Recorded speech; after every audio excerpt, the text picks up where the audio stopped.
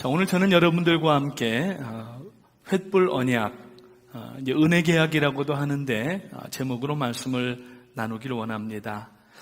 이 성경 말씀은 하나님의 언약책입니다. 그래서 구약 성경을 Old Covenant, 테스타먼트라고 이야기하고 신약 성경을 New Testament라고 얘기를 합니다. 테스타먼트라는 말의 의미는 약속이다라는 얘기예요. 그래서 구약의 올드 테스타먼트는 초림하실 메시아에 대한 언약이고, 그리고 신약은 이제 죽으셨다가 부활하시고 승천하셔서 하나님 보좌 우편에 계신 주님께서 이 땅에 만물을 심판하시기 위하여서 오시는 재림에 대한 예언이 이제 신약에 있습니다.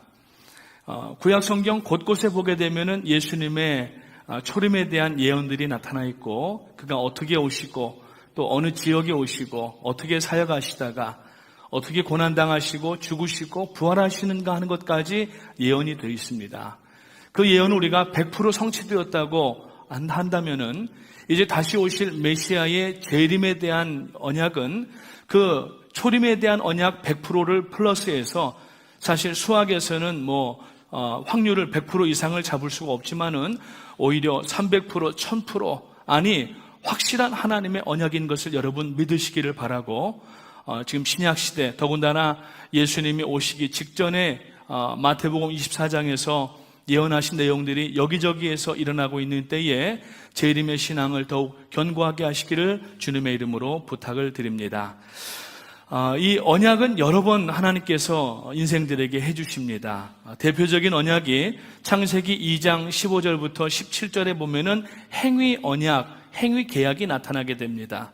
그래서 이 아담과 하와에게 모든 것을 주시면서 모든 것을 즐기라, 또 행복하게 살라고 하시면서 생육하고 번성하라고 하십니다. 단 동산 중앙에 있는 선악을 알게 하는 나무의 실과는 따먹지 말라, 먹는 날에는 정령 죽으리라고 행위에 대한 계약을 맺으십니다. 저기 지금 그림이 하나가 나오는데, 이 그림은 미켈란젤로가 그린 천지창조 유명한 그림인데 지금 바티칸에 있다고 합니다만 그 손 부분만 이렇게 좀 넣어봤습니다. 하나는 의인화해서 하나님의 손이고 하나는 사람의 손인데 언약을 맺었다라고 하는 것을 이야기를 하고 있습니다. 두 번째로 나타나는 하나님의 언약은 창세기 9장 13절부터 11절부터 13절까지 나타나고 있는데, 이제 인생들이 죄를 짓게 됩니다.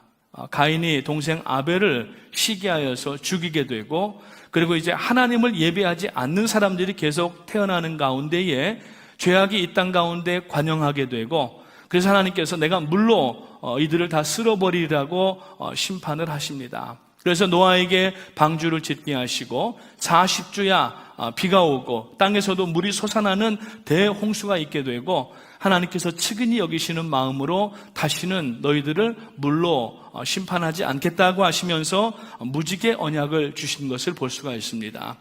또 세 번째로 오늘 본문 15장에 보니까 은혜 계약 혹은 횃불 언약이라고 이야기를 하는데, 하나님의 약속을 믿음으로 이제 이룬다는 그러한 내용이 오늘 이 본문에서 나오고 있고, 이 본문은 벌써 메시아의 도래에 대한 예언과 그리고 우리가 어떻게 구원을 받는지 그 내용이 지금 담겨져 있는 것을 볼 수가 있습니다. 그래서 오늘 이 본문의 내용을 통하여서 하나님께서는 아브라함에게 당시 이 가나안에 대한 육신적이고 또 현세적인 축복을 하시면서 뿐만 아니라 이 메시아에 대한 내적 그리고 영적 축복을 함께 주시고 있는 것을 볼 수가 있고, 지금 여기에서 맺은 이 언약이 오늘 우리들에게까지 영향을 미치고 있고 유효하고 있고, 그 언약을 믿는 자마다 구원을 얻는 줄 믿으시기를 주님의 이름으로 축복합니다. 그래서 오늘 본문의 6절 말씀에 보니까 아브라함이 여호와를 믿으니 여호와께서 이를 그의 의로 여기셨다라고 말씀합니다. 이것은 로마서에 나오는 믿음으로 말미암아 구원을 얻는다고 하는 이 신칭의의 교리가 이미 창세기 15장에서부터 시작됐다고 하는 것을 우리가 알 수가 있는 내용입니다. 이것은 뭡니까?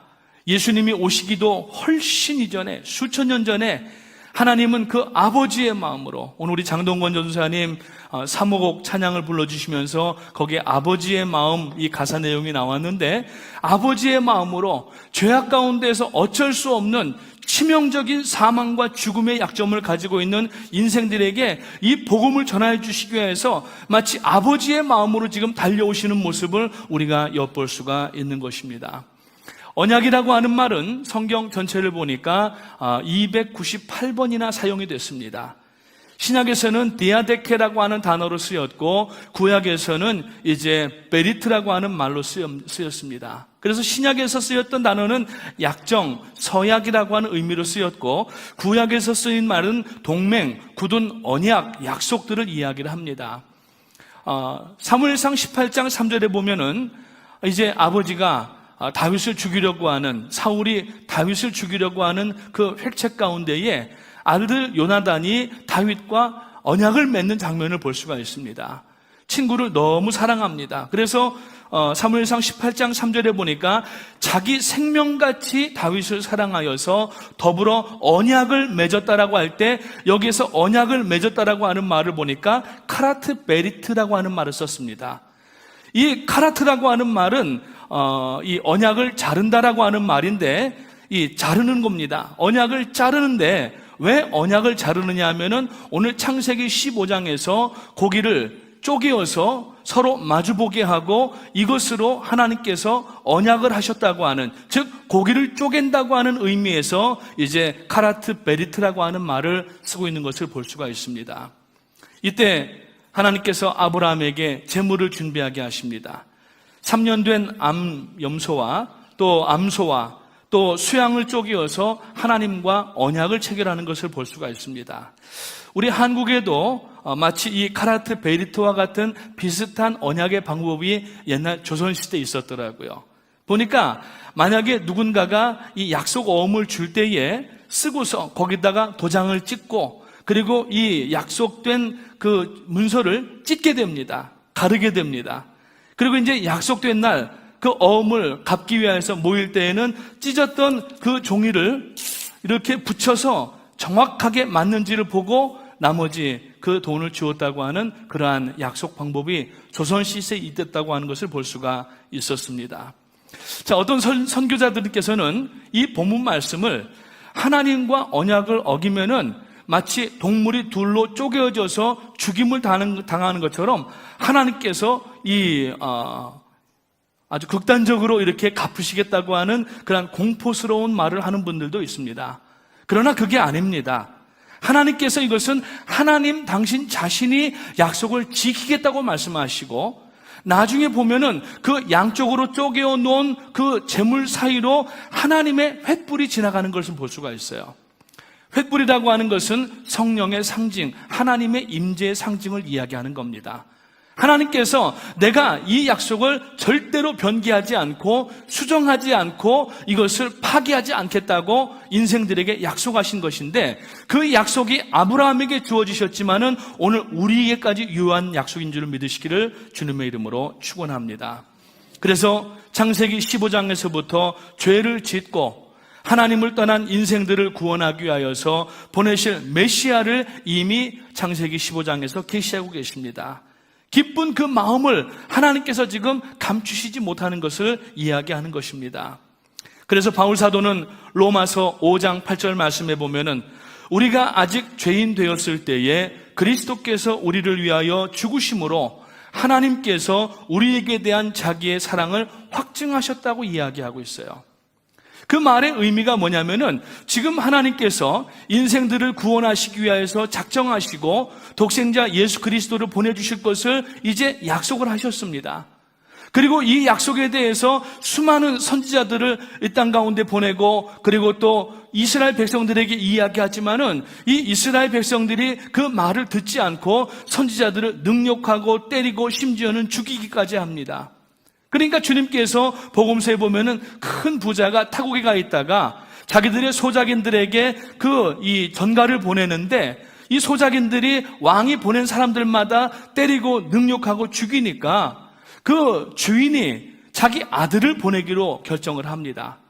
설마 저들이 그 소작인들이 아들까지 죽이게 하겠느냐 하면서 결국 아들을 보내는데 그 사람들이 아들을 죽인다고 하는 이야기를 이 복음서에서 하시는 것을 볼 수가 있습니다. 자, 왜 예수 그리스도만 구원자가 되시는가? 왜 주님만 메시아가 되시는가? 이거는 기독교에 들어와서 우리가 물론 기독교는 종교지만은 우리는 종교가 아닙니다. 우리가 여호와 하나님을 섬기는 것은 이것은 생명에 관한 일입니다.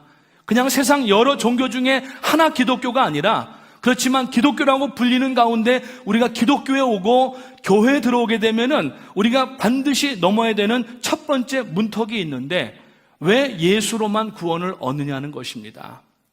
아니 구교도 보게 되면은 천주교도 불교도 인정하고 저기도 구원이 있다고 하면서 다 용납하고 포용하고 얼마나 멋있느냐. 개신교 당신들은 뭘 그렇게 혼자 잘났다고 다른 데는 구원이 없고 당신들만 구원이 있다고 하느냐 하면서 얼마나 핀잔을 주고 손가락질 하는지 모릅니다. 그러나 우리가 지금 이 교리는 사람이 어떤 만든 교리가 아니라 하나님께서 하신 말씀입니다. 그래서 요한복음 14장 6절 말씀에 보니까 예수께서 가라사대 내가 곧 길이요 진리요 생명이니 나로 말미암지 않고는 아버지께로 올 자가 없느니라고 말씀합니다. 여기 보니까 I am the way, I am the truth, I am the life. 여기 더가 붙어요. 그 더가 붙는다는 이야기는 뭐냐면은 히브리어로 보니까 정관사, 그러니까 이것 아니면은 안 되는 것을 얘기를 하는데 이 얘기가 누가 하셨냐면은 예수님 당신 자신이 하신 거예요. 우리가 교리로 사람이 쓴 내용이 아닙니다. 하나님께서 하신 말씀이기 때문에 우리가 예수 그리스도 밖에는 구원이 없습니다. 예수 그리스도로만 구원받습니다. 주님께서 말씀하십니다. 인자로 말미암지 않고 담을 넘는 자마다 별도요 강도라고 얘기하고 있습니다. 요한복음에 보면은 예수님께서 I am 하면서 아까 소개드렸던 나는 길이요 진리요 생명이요 그것도 포함이 되지만은 또 하나 I am the gate of the sheep이라는 말씀을 하십니다. 나는 양의 문이라는 얘기예요. 왜 양의 문이라고 하는 말씀을 하셨냐면은 이 당시에 팔레스타인에는 이 집들마다 양들이 들어가지 못하는 가난한 집들도 있기 때문에 마을마다 공동 이 우리를 만들어 놓습니다. 그리고 주인들이 돌아가면서 당번을 서서 그 문 앞에 누워서 자는 거예요. 그럼 양이 안에 있다가 밖으로 나가지 못하게 붙잡고 밖에서 이리가 들어오려고 하면은 막아주는 그러한 역할이 바로 문의 역할이라고 하는 겁니다. 그래서 주님께서는 나는 양의 문이라고 말씀하신 거예요. 절대 이 문을 통과하지 않으면은 하나님 앞에 나갈 수가 없다고 하는 것입니다. 그래서 우리는 예수를 믿으면서 이 오늘 본문에 나타나는 언약의 신비를 분명하게 이해해야만 여러분 신앙이 흔들리지 아니하고 올곧게 믿음 가운데 전진할 수 있는 줄 믿으시기를 주님의 이름으로 축원합니다. 이 언약의 신비 속에 예수 그리스도만 가지고 계시는 이 구원의 유일성이 있습니다. 왜냐하면 예수 그리스도만이 언약의 보증이 되신다고 말씀하고 있어요. 그래서 히브리서 7장 22절의 말씀에 보면은 이와 같이 예수는 더 좋은 언약의 보증이 되셨느니라고 말씀하고 있어요. 여러분들 어디 가셔서 물건을 사시게 되면은 우리들의 습관이 뭐냐면은 여기에 개런티 마크가 붙어 있는가를 봅니다. 그러면 보통 어떤데 개런티 100% 써 있어요. 그러면 쓰다가 이게 잘못되면은 며칠 안에 가면은 바꿔주기도 하고 또 1년, 2년 혹은 몇 년까지 이것을 교체해 주든지 무상으로 수리해 주는 것을 이걸 개런티라고 얘기하고 그걸 행하는 것을 약속을 워런티라고 얘기를 하는 거예요. 그런데 예수님께서 이 언약의 보증이 되셨다. 이 보증이라고 하는 말은 다른 말로 바꾸면은 담보라고 하는 말입니다. 여러분 담보 뭔지 아시잖아요. 쉽게 얘기해서 전당포에 가서 만약에 돈을 빌리려고 하면은 자기가 차고 있던 시계를 내든지 아니면은 폐물을 내놓고 거기에 해당하는 그러한 돈을 받습니다. 그때 잡히는 것을 담보라고 이야기를 합니다. 오늘 우리가 예수 그리스도를 믿는다고 하는 것은 그 십자가의 보혈의 공로로 의지하여 나갈 때에 하나님께서 우리를 더 이상 죄인이라고 부르지 아니하시고 의인이라고 부르시고 하나님의 자녀로 받아주시는 그 언약의 보증이 바로 예수 그리스도이시기 때문에 주님이 아니고는 다른 담보나 보증이 있을 수가 없다는 이야기입니다. 그래서 히브리서 8장 6절 말씀해 보니까 그러나 이제 그가 더 아름다운 직분을 얻으셨으니 이는 더 좋은 언약으로 세우신 더 좋은 언약의 중보시라고 말씀을 하고 있어요. 언약의 중보가 되시기 때문에 주님만이 구원자가 되시고 주님만이 우리의 피난처가 되시고 주님만이 우리의 영원하신 하나님이신 줄 믿으시기를 주님의 이름으로 축복합니다. 성경의 이러한 언약들은 하나님과 사람 사이에 맺는 언약들, 약속들을 말합니다. 이 약속을 맺었던 이스라엘 백성들은 숱한 고난과 역경을 당할 때에 바로 이 언약들을 통하여서 마음의 담대함을 얻고 다시 일어나는 그러한 시간들을 맞았다는 것입니다. 바벨론의 포로로 끌려갔을 때, 그 이전에 애굽에 끌려갔을 때, 그리고 여러분 주 30 몇 년입니까? 65년인가요? 그때 로마의 디도장군이 군대를 이끌고 와서 완전히 예루살렘 성을 회파하고 그때 이제 유럽으로 온 세계로 사람들이 흩어져서 디아스포라로 살아갈 때에 이 유대인들이 여러분 하나님 앞에 그 아브라함과 이삭과 야곱에게 주셨던 언약을 늘 묵상하며 살 때에 결국에는 여러분 1948년에 독립하는 일까지 오는 것을 볼 수가 있습니다. 오늘 우리는 지금 이 코로나의 위중한 시기를 지나고 있습니다. 참 전대에 없었던 많은 역경과 고난들, 우리들 가족들이 먼저 하나님 품에 가시고 또 여러분들이 또 질병에 걸리셔서 고통당하시고 회복되신 분들도 계시는가 하면은 주님 품에 안기신 분들도 있고 지금도 코로나뿐만 아니라 여러 가지 질고로 고난당하시고 뿐만 아니라 지금 이 뉴노멀 시대에 들어와서 비정상적인 노멀, 앱노멀 시대에 지금 여러분 많은 고난을 당하고 있지만은 그때 우리가 붙잡아야 될 게 뭐냐면은 바로 하나님의 언약의 말씀인 줄 믿으시기를 주님의 이름으로 축원합니다. 여기에 298가지 언약의 말씀, 저희들이 못 볼까봐 하나님께서는 성경 구석구석마다 298번을 말씀을 하시면서 우리가 이 말씀을 읽을 때에 기쁨이 회복되고 하나님의 보호하심과 인도하심을 얻게 되는 줄 믿으시기 바라고 오늘 이 말씀으로 승리하시기를 주님의 이름으로 축원을 드립니다. 출애굽기 2장 24절 25절 말씀에 보면은 하나님이 그 고통 소리를 들으시고 아브라함과 이삭과 야곱에게 세운 그 언약을 기억하사 이스라엘 자손을 권념하셨다라고 이야기를 하고 있습니다. 보호하시고 위로하시고 함께 하셨다는 이야기입니다. 오늘 여러분 광야와 같은 이 땅을 우리가 살면서 하나님의 인도와 보호하심을 받는 것은 우리들의 인생의 가장 큰 숙제이고 요청입니다. 그것을 받을 수 있는 방법은 하나님의 말씀에 창념하고 이 언약을 잊지 않을 때, 여러분 지금까지 하나님께서 이 언약을 하셨지만은 언약을 파기한 쪽은 100% 인간 쪽이지 하나님은 언약을 한 번도 먼저 수정하거나 파기하신 적이 없다는 말씀입니다. 우리가 세상에 눈 돌리고 세상을 보며 두려워할 때에 하나님의 언약을 잊어버리고 새까맣게 이것을 기억도 하지 못하는 그러한 상황이 있을 수가 있습니다. 그러나 오늘 여러분 계속 교회에서 말씀을 통독하시자고 말씀하고 이번 기쁨의 50일도 시편 전체를 통하여서 우리가 읽어가며 기쁨을 회복하자고 말씀하는 이유는 오직 이 안에만 기쁨의 근원이 있고 기쁨의 근거가 있기 때문인 줄 믿으시기를 주님의 이름으로 축원합니다. 하나님께서는 아브라함과 언약을 맺은 600년이 지났음에도 불구하고 그 약속을 기억하시고 아브라함의 자손들의 고통을 돌보셨다고 계속 이야기합니다. 그래서 시편 기자는 시편 111편 5절 말씀에서 여호와께서 자기를 경외하는 자에게 양식을 주시며 그 언약을 영원히 기억하시리로다 라고 말씀하고 있어요. 오늘 본문은 하나님이 결코 잊을 수 없는 특별한 관계를 맺게 하는 그 언약을 아브라함과 함께 맺는 언약식, 즉 횃불 언약이 나타나는 것을 볼 수가 있습니다. 그래서 오늘 뒷부분에 읽지 않았지만은 오늘 15장 전체가 본문이 되는데 17절과 18절 말씀을 보게 되면은 해가 져서 어두울 때에 연기 나는 풀무가 보이며 타는 횃불이 쪼갠 고기 사이로 지나더라. 그날에 여호와께서 아브라함으로 더불어 언약을 세워 가라사대 내가 이 땅에 애굽 강으로부터 큰 강 유브라데까지 내 자손에게 주겠다라고 말씀하시는 거예요. 자, 여기 보니까 하나님께서 쪼개진 고개 사이로 횃불이 지나갔다고 얘기하고 있습니다. 아브라함이 지나간 게 아니에요.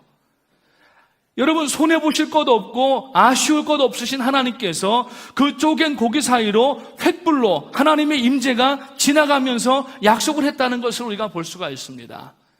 그 하나님의 약속이 지금까지 유효하고 오늘도 누구든지 그 약속을 붙잡는 자마다 영원한 새하늘과 새 땅에 대한 소망을 가질 수가 있는 것을 여러분 다시 한번 기억하시기를 주님의 이름으로 축원합니다. 하나님의 자녀가 되어서 구원받은 백성이 되고, 그리고 뿐만 아니라 사는 동안에 땅의 기업을 약속하셔서 복도 누리게 하셨어요. 지금 이 자리에 앉아 계신 우리 사랑하시는 성도님 여러분, 물론 조금 많이 있고 좀 없을 수도 있습니다. 그러나 지금 이 뉴욕, 뉴저지에 사는 분들은요, 전 세계 75억의 인구 가운데 상위 2%에 드는 여러분들이라는 사실을 기억하십시오. 지금도 아프리카에 가면은 먹을 것이 없어서 여러분 한 달에 수십만 명의 어린아이들이 죽어가고 있습니다. 지금 예수를 알지 못하고 죽어가는 어른들도 성인들도 장년들도 얼마나 많은지 모릅니다. 내가 잘생기고 똑똑하고 공부 많이 하고 내 분야에 여러 이력이 있기 때문에 내가 여기까지 온 게 아니라 하나님의 약속을 붙잡고 여기까지 온 줄 믿으시기를 주님의 이름으로 축원합니다. 그래서 예수 그리스도의 이 언약의 실체로서 주님이 직접 중보자가 되셔서 이 땅에 오셨고, 주님의 그 십자가와 주님을 믿고 의지하면은 이 언약의 신비가 오늘 우리들에게 전이가 되게 되고, 오늘 여러분 비록 눈물 나고 때로는 힘들고 답답한 상황 가운데 살지만은 그런 가운데에서도 기쁨을 잃지 아니하고 믿음으로 승리할 수 있는 줄 믿으시기를 주님의 이름으로 축원합니다. 이제 하나님께서 아브라함과 이 언약을 맺기 위해서 아브라함에게 준비하라고 하신 제물이 있습니다. 바로 쪼갠 고기라고 하는 겁니다. 그래서 하나님께서는 아브라함과 언약을 맺을 때 쪼갠 고기를 언약 제물로 바치도록 오늘 본문에서 말씀하고 있어요. 하나님께서 아브라함에게 이 상중에 나타나시사 자기 자신을 소개하시는 장면을 볼 수가 있는데, 오늘 1절 말씀을 보게 되면은 나는 너의 방패요 너의 지극히 큰 상급이라고 말씀합니다. 하나님은 우리의 방패이십니다. 하나님은 우리의 상급이십니다. 지난 주간에 우리가 시편 1편부터 시작해서 시편과 함께하는 기쁨의 50일을 진행하는데, 지난 목요일 날이 제가 담당하는 날이었고 시편 18편과 19편 말씀을 나누었었습니다. 그때 시편 18편과 19편의 특징이 뭐냐면은 다윗이 항상 하나님 앞에 나갈 때 나의 하나님, 나의 여호와, 나의 바위, 나의 산성, 나의 피할 만한 곳, 그러면서 하나님을 어떤 지정학적인 그러한 피할 요새로 여러분 상징하는 것을 볼 수가 있어요. 그러면서 하나님 앞에 하나님은 이런 분이시다라고 고백할 때에 하나님은 그의 기도와 요청을 들으시고 응답을 하시는데, 어떻게 응답을 하시냐면은 천지가 진동하고 우레소리로 인하여서 흔들릴 정도로 응답하셨다라고 시편 18편에서 말씀하고 있어요. 오늘 그래서 우리도 하나님 앞에 기도할 때에 옆집 아저씨의 하나님 이게 아니지 않습니까? 저희 와이프의 하나님 이게 아니지 않습니까?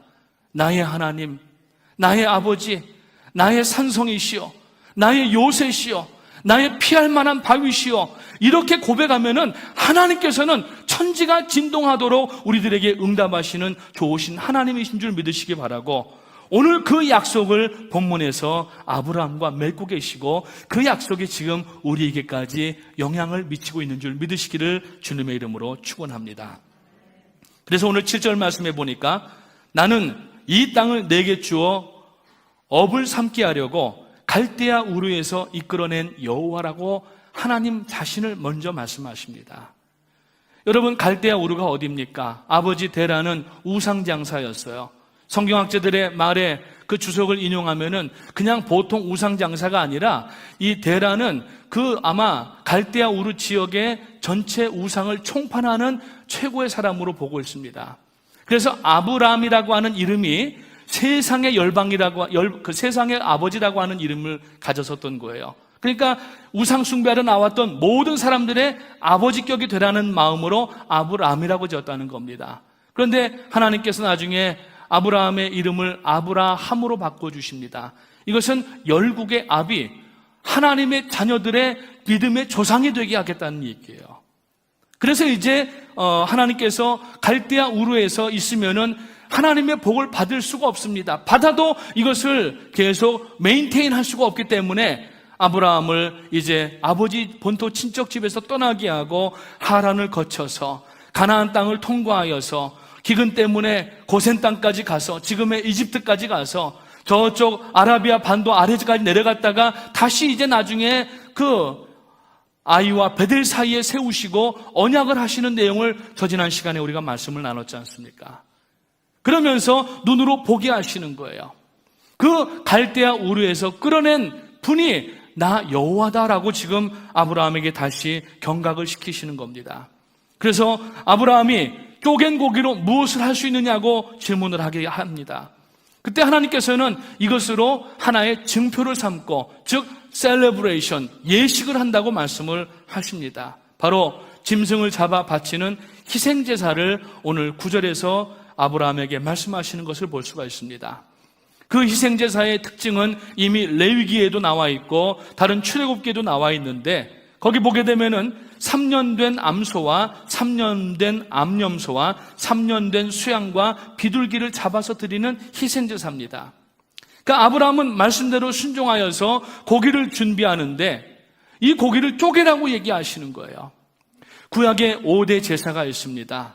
첫째로는 번제가 있었고, 둘째 소제가 있었고, 화목제, 그 다음에 속죄제, 속건제가 있었는데, 이 번제는 번트 오퍼링인데 그 규례에 보게 되면은 고기를 쪼개어서 번제단 위에 올려놓고 불살라서 태우는 것을 번트 오퍼링이라고 이렇게 이야기를 합니다. 그래서 10절 말씀해 보니까 아브라함이 그 모든 것을 취하여 중간을 쪼개고 그 쪼갠 것을 마주 대하여 놓고서 새는 쪼개지 아니하였다고 말씀하는 것을 볼 수가 있습니다. 여러분, 지금 언약식을 치르고 계시는 겁니다. 하나님께서 아브라함에게, 우리 인생들에게 언약을 해 주시는 겁니다. 횃불과 아브라함이 함께 쪼개진 고기 사이로 지나간 게 아니라 하나님의 횃불만 그 쪼개진 고기 사이로 지나갔다는 얘기예요. 하나님은 절대 이 약속을 변개치 아니하시겠다고 말씀하시는 겁니다. 그때 그 쪼긴 고기 사이로 하나님께서 지나가십니다. 오늘 17절 말씀해 보니까 해가 져서 어두울 때에 연기나는 풀무가 보이며 타는 횃불이 쪼갠 고기 사이로 지나더라고 말씀을 하고 있습니다. 횃불, 하나님의 임재를 상징합니다. 즉 하나님께서 친히 그 제물을 통과하시면서 지금 아브라함과 그리고 아브라함으로 그 믿음의 자손들로 태어나는 우리 영적인 이스라엘까지 그 언약의 유효자가 되는 우리들에게까지 지금 언약을 당신 스스로 이것을 우리들에게 베풀어 주시는 겁니다. 마지막으로 중요한 것은 그 언약식에 쪼개어진 양이라고 하는 것입니다. 쪼개어진 양이 없이는 언약식이 이루어질 수가 없는 것입니다. 그래서 예수님의 십자가의 죽으심을 사복음서에서 다 기록을 하고 있는데, 마태복음 27장 50절 51절 말씀해 보니까 예수께서 다시 크게 소리 지르시고 영혼이 떠나시다. 이에 성소 휘장이 위로부터 아래까지 찢어져 불이 되고 땅이 진동하여 바위가 터졌다라고 기록을 하고 있습니다. 성소가 위로부터 아래까지 찢어졌습니다. 이것은 인위적으로 사람이 아래서부터 위로 찢어 벌린 것이 아니라 하나님께서 이것을 찢어서 아래로 내리셨다는 얘기인 것입니다. 이 휘장이 주님께서 운명하시는 순간 저절로 순간적으로 쪼개졌습니다. 휘장은 지성소와 성소 사이를 가로막고 있는 일종의 가름막이었습니다. 그런데 대속죄일에 대제사장이 흉포를 입고 이 지성소 안에 들어갈 때 그 가름막을 열고 들어가야 되는 겁니다. 휘장을 열고 들어가야 되는 겁니다. 여기는 대제사장밖에 들어가지 못합니다. 그러나 여러분, 예수님께서 십자가의 죽으심으로 말미암아 그 휘장을 찢어 놓으셨기 때문에 어떤 목사님들은 휘장을 찢어 놓으셔서 이제 성소와 같은 회중석 자리와 그리고 이 강단은 지성소와 같은 곳인데 찢어서 아무나 올 수 있다. 맞는 말씀이에요. 그래서 우리가 여러분 베드로서에 보게 되면은 우리가 다 왕 같은 제사장이 되었다고 말씀하지 않습니까? 이제는 제사장의 자격으로 하나님 앞에 나가고 있다는 것입니다. 그런데 여기에서 이야기하는 이 휘장은 예수님의 몸을 의미하는 것입니다. 이 이야기가 어디 나와 있냐면은 히브리서 10장 20절 말씀에 보면은 분명하게 증거가 되고 있습니다. 그 길은 우리를 위하여 휘장 가운데로 열어놓으신 새롭고 산 길이요 휘장은 저의 육체니라. 아멘. 하나님께서 누구든지 이제 그 예수 그리스도의 보혈 십자가를 의지하기만 하면은 그 휘장을 찢어 놓으신 가운데로 예배 가운데 다른 인간의 중보자가 더 이상 필요 없이 우리가 직접 하나님 앞에 나갈 수 있는 자격을 주셨다는 거예요. 우리가 지금 왕 같은 제사장이 되었다고 하는 것을 말씀을 하고 있습니다. 휘장은 예수님의 육체며 예수님의 육체가 죽음과 함께 쪼개짐으로 둘이 되는 사건이 휘장에서 하나님께서 그것을 이제 말씀을 하고 계십니다. 구약에서 아브라함은 짐승을 쪼개어서 하나님과 언약을 맺었지만 우리는 예수 그리스도를 쪼개신 십자가의 죽음을 통하여서 하나님과 언약을 맺었습니다. 그렇기 때문에 비로소 우리는 히브리서 10장 19절에서 하시는 말씀처럼 예수의 피를 힘입어 성소에 들어가는 담력을 얻게 된 사람들입니다. 그 이전에는 아무도 하나님의 성소 안에 들어올 수 있을 수가 없었습니다. 예수 그리스도의 그 쪼개어지신 몸으로 십자가에서 달리신 그 제물로 우리가 그것을 그저 믿기만 하였는데 우리에게는 더 이상 다른 제물이 필요 없이 예수님만 의지하면은 하나님 앞에 나가고 오늘도 그 하나님의 언약의 횃불을 바라보면서 믿음으로 전진할 수 있는 성도가 된 줄 믿으시기를 주님의 이름으로 축원합니다. 여러분 요한복음 14장 6절 말씀을 다시 한번 드리면은 내가 곧 길이요 진리요 생명이니 나로 말미암지 않고는 아버지께로 올 자가 없느니라. I am the way and the truth and the life. No one comes to the Father except through me 라고 말씀하셨어요. 아무도 예수님을 통과하지 않고는 하나님께로 나갈 수가 없습니다. 지금 앞에 보시는 그림에 보면은 십자가가 가운데 있고 거기를 지금 한 사람이 걸어가고 있습니다. 원래는 사람과 하나님이 떨어진 간격, 갭이 없었습니다. 어느 때라도 하나님 앞에 아담이 처음 죄 짓기 전에 나갈 수가 있었습니다. 그렇지만 죄를 짓고 갭이 생겼습니다. 여기는 누가 점프해서 넘어갈 수가 없고 만약에 밑으로 빠지면은 거기는 시면이라고 이야기를 하는데 빠지면은 스스로가 위에까지 올라올 수 없는 아주 무시무시하고 아주 절망적인 곳이 저 시면입니다. 아무도 여기를 건너갈 수가 없습니다. 그러나 주님께서 십자가에 죽으셔서 다리가 되어주시고 우리를 인간과 하나님 편 사이에서 중보자가 되어주셔서 리컨실리에이터가 되어주셔서 주님의 다리만 건너가게 되면은 우리는 하나님 앞으로 나아갈 수 있는 예배자가 되고 하나님의 천국의 자녀들이 된 줄 믿으시기를 주님의 이름으로 축원합니다. 오직 예수님만이 하나님과의 언약을 맺게 하는 유일한 길이신 겁니다. The way. 다른 길은 없습니다. 그래서 우리가 예수를 믿으면서 믿지 않는 사람들에게 혹은 기독교에 대해서 아주 비판적이고 날카롭게 각을 세우는 사람들이 왜 당신들만 구원이 있냐고 얘기할 때에 여러분 우리가 그들과 싸울 수는 없지 않습니까? 다 양보하고 다 내어주고 우리가 그렇게 한다 할지라도 시쳇말로 한 가지 예수 그리스도가 아니고는 구원을 받을 수가 없다고 하는 이 진리 앞에서만큼은 이거는 추호도 단 조금이라도 양보해서는 안 되는 진리인 줄 믿으시기를 주님의 이름으로 축원합니다. 그래서 히브리서 기자는 히브리서 12장 2절 말씀에서 믿음의 주요 온전케 하신 이인 주님만을 바라보아야 된다고 말씀하고 있습니다. 오늘 여러분 옆에를 내려다보면은 천길만길 영원히 죽는 낭떠러지가 보이고 있습니다. 거기 바라보면서 두려워하지 마시고 여러분의 눈을 들어서 주님만 바라보시고 주님의 말씀만 의지하고 하나님께서 우리들에게 언약하신 이 언약의 말씀을 붙들고 나갈 때에 여러분, 비록 상황은 녹록지 않고 어렵지만은 우리들의 마음에서 이 구원의 기쁨을 앗아갈 자 그 아무도 없다는 것을 기억하시기를 주님의 이름으로 축원합니다. 율법 시대에 살던 아브라함은 자신이 언약의 제물을 만들었어야 됩니다. 짐승을 죽이고 피를 뽑고 둘로 쪼개었어야 됩니다. 그러나 우리는 하나님과 이 언약을 믿기만 하면은, 예수 그리스도와 십자가를 시인하기만 하면은 우리가 더 이상 제물을 준비할 수가 필요가 없습니다.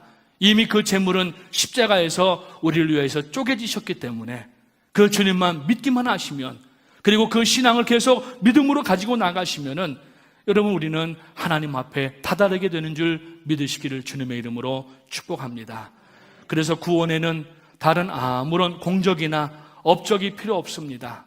돈이나 명예도 필요 없습니다. 권력도 필요 없습니다. 그저 십자가만 믿고 구주만 의지하시면 됩니다. 이 얼마나 다행스럽고 이 얼마나 행복하고 감사하고 영광스러운 일입니까? 예수 그리스도는 우리를 구원하시고 복 주신 하나님이십니다. 그가 십자가에 달려 몸을 찢기시고 쪼개셔서 이미 우리에게 주셨기 때문에 그저 우리는 믿기만 하면 되는데, 오늘 이 예배를 통하여서 아직까지 구원의 확신이 없으신 분은 주님을 꼭 믿으시고 구원 가운데 믿음으로 전진할 수 있는 여러분 되시기를 주님의 이름으로 축원합니다.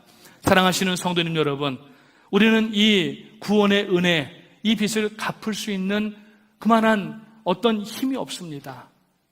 오직 그것을 갚는 유일한 길은 우리가 먼저 믿고 구원받은 자로서 아직까지 믿지 못하고 죽어가는 사람들에게 한시라도 빨리 이 복음을 전하는 방법밖에는 이 구원의 은혜에 갚을 아무런 방법이 없습니다. 그래서 지난 목요일과 금요일 날 오프닝이 됐지만 한 달 동안 지금 현재 3천여 명의 중남미 지도자들이 그 온라인을 통하여서 접속하여서 우리 원로 목사님과 담임 목사님과 414 사역의 지도자들의 그 메시지와 말씀을 들으면서 다시 한번 깨닫고 회개하고 다시 한번 결단하는 그러한 모습들을 지금 저희들이 함께 보고 있는데, 여러분, 우리가 살고 있는 이 지역에서 벨팍과 포틀리와 레오니아와 뉴욕과 그리고 또 이제 여러분들 기회가 주어질 때마다 누구에게 미루지 마시고 히스라이프라든지 축구 선교라든지 또 여러 가지 에클레시아라든지 여러 사역들이 얼마나 많은지 모릅니다.